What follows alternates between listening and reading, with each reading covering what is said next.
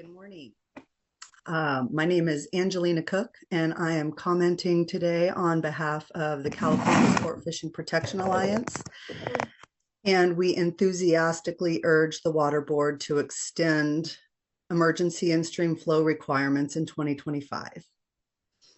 Today, I would like to focus on the economic implications of salmon extinction and the fiscal analysis.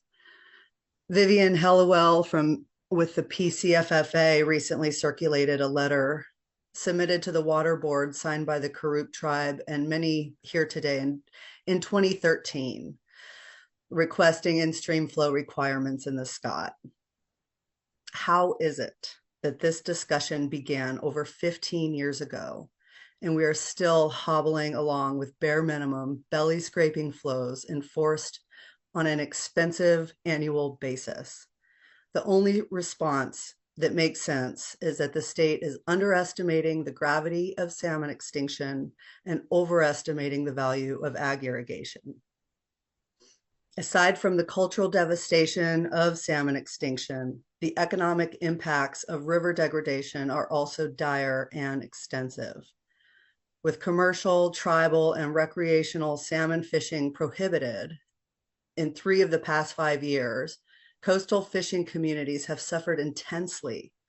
Fishing guides and those who provide accommodations for recreational fishermen in coastal and rural communities have also suffered. And then we have the more externalized costs of dietary health impacts to tribal and non-tribal residents without access to the most high-quality animal protein that is indigenous to this area, which will result in a variety of costs down the road. In your fiscal analysis, in addition to studying the risks to the agricultural community, it is imperative to include the extreme losses to fishing, recreational, rural tourism, and tribal communities. It's also crucial to remember that crop alternatives exist for the ag community, but there are no substitutes for salmon. In closing, I want to reiterate that the Shasta and Scott rivers are constantly in a state of drought, not because of climate changes and the precipitation received, but because of the state's overallocated water rights and under-regulated water uses.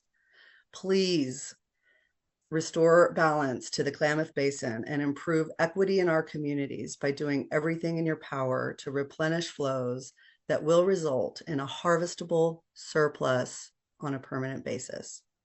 Thank you very much for your time today.